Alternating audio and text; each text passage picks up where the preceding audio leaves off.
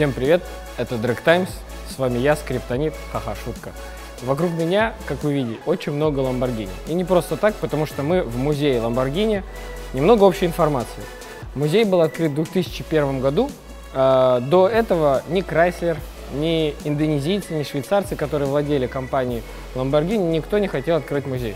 Audi пошла другим путем. Они что сделали? Большинство автомобилей, представленных здесь, это найденные где-то на складах заброшенные модели, которые были полностью реставрированы. Но давайте обратимся к самым интересным экспонатам этого музея. Именно с этой модели 350 GT началась история серийных Lamborghini. Интересный момент про название. 350 GT название взялось не из ниоткуда.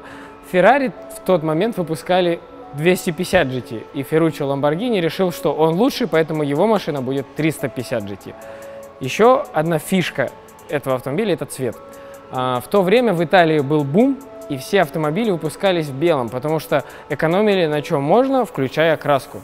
Поэтому все дорогие автомобили были красные. Но, насколько мы знаем, в дальнейшем Ferruccio отказался от этого цвета, потому что он был у его конкурента – Ferrari. Еще один интересный момент про 350 GT. В то время не было гоночных треков. И Ferrari тестировали новую модель на автостраде А1, главном шоссе от Милана до Ромы. Что сделали Lamborghini?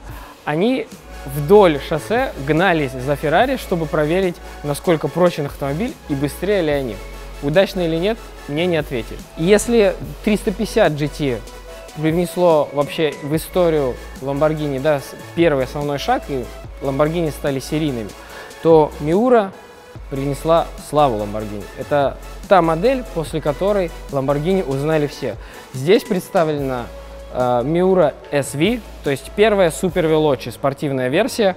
Интересный факт, что если мы посмотрим модели до Miura, включая, они состояли из трех линий. Линия капота, линия кабины и линия двигателя, задней части автомобиля. Начиная с Countach, дизайн изменился. Как вы видите, здесь одна линия от переднего бампера до заднего. Вообще, Countach произвела революцию в дизайне. Через 45 лет многие дизайнерские ходы, которые были применены здесь, они применяются и сейчас в строении суперкаров. Интересно, что это самый первый Countach. И внутри здесь не шайбы, это настоящие монетки. В день, когда должны были презентовать автомобиль, поставщик запчастей опоздал, и выхода не было. Вместо шайб ставили монеты. Машина, кстати, была изначально красного цвета, но ее перекрасили в зеленый, чтобы показать, что с красного цвета на светофоре поменялся на зеленый, производство Countach началось. В истории Lamborghini до Уруса уже были четырехместные модели, как, например, вот эта Lamborghini Espada. В 2008 году Lamborghini представили концепт E-Stock. Кто знает, это внешний автомобиль, похожий по форме на GTC Folusa или, например, на Panamera. Но Lamborghini провели опрос, и 70% покупателей сказали, что они хотят SUV. И именно поэтому E-Stock нету, а есть Urus.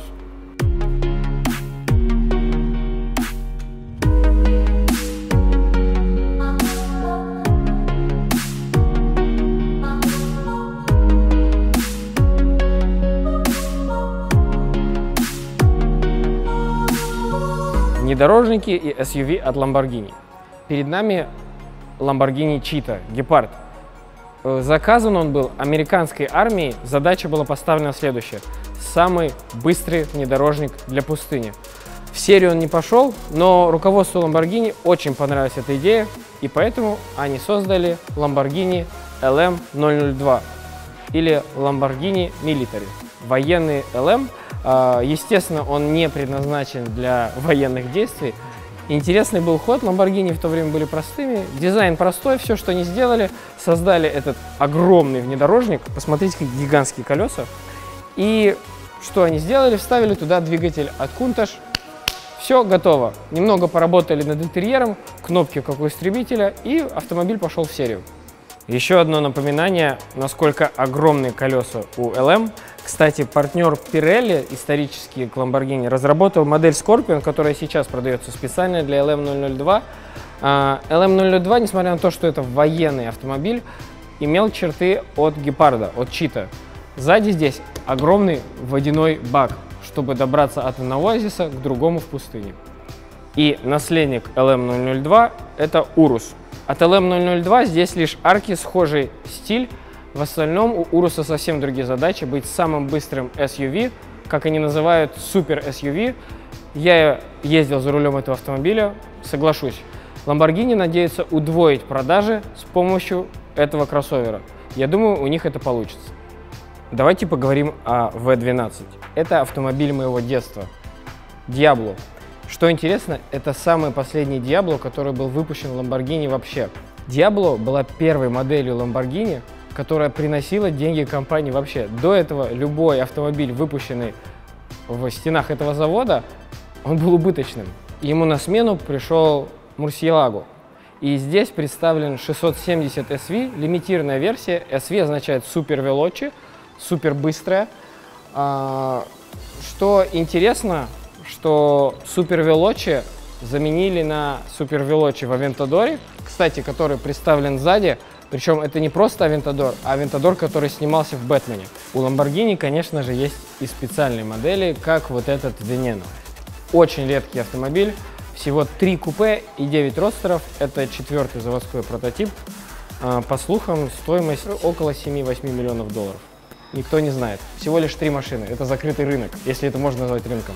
Автомобиль был представлен в то же время, что и Huracan, но в этом году Lamborghini поменяли свой язык дизайна. Veneno – это вершина агрессивности, угловатых форм, в то время как с Huracan Lamborghini решили перейти к более простому дизайну, но при этом Veneno используя правило Form follows function, что значит, что главное – это функциональность и только потом уже дизайн. Вот такой вот необычный агрессивный автомобиль. Помимо Veneno, у Lamborghini есть и другая спецверсия, которая основывается на Aventador. Это Centenario. Centenario 100, когда автомобиль представили, Ferruccio Lamborghini было бы 100 лет. Произведено 20 родстеров, 20 купе. Но, если честно, я не отношусь трепетно к этим машинам, потому что они базируются на Aventador. Вот справа от Centenario, вот это настоящий эксклюзив. Это Sesto Elemento, 6-й элемент, карбон. Весь автомобиль практически, везде используется карбон, он весит меньше тонны. Самый радикальный, самый быстрый Lamborghini. Всего 20 автомобилей также было создано, естественно, все были сразу проданы. И так же, как и Veneno и Centenario, представлены в музее, это прототип, который предназначен не для клиентов. Как я уже говорил, в музее постоянно меняются экспозиции, и сейчас идет выставка кино. В фильме «Доктор Стрэндж», насколько вы знаете, если вы смотрели его, использовался Lamborghini Huracan. И это один из 7 Huracan'ов, которые были предоставлены съемочной команде. Вернули они лишь 2 машины. Вот одна из них. Конечно же, у Lamborghini также богатая гоночная история. Помимо того, Huracan GT3 и других моделей вроде Super Trofeo, Lamborghini в начале 90-х участвовали в Формуле 1. Они разработали свой двигатель, в разработке которого принимал участие сам Айртон Сенна. И он хотел его в Макларен. Но, как вы знаете, контракт подписали с Peugeot. Интересный факт об этом Huracan GT3 – это его цветовое сочетание. Обычно ватт-персонам не разрешают делать автомобиль сразу зеленым и оранжевым, потому что это очень плохое сочетание с точки зрения стиля. Но в данном случае случилось непоправимое. Гоночная команда, ее фирменный цвет зеленый, а спонсор оранжевого цвета. Так что получается, что гоночный Huracan, он страшный. Так почему Lamborghini настоящий суперкар? Не потому, что он шире, чем кость твой бывший. Все старшие версии от Lamborghini строятся на специальной гоночной спортивной компоновке. В центре карбоновый монокок, который добавляет безопасности и жесткости кузова. Благодаря этому автомобиль прекрасно рулится. И подвеска на поперечных горизонтальных рычагах. Это гоночная компоновка, пришла из автоспорта. Ну и, конечно же, среднемоторный двигатель, как правило, атмосферный V12.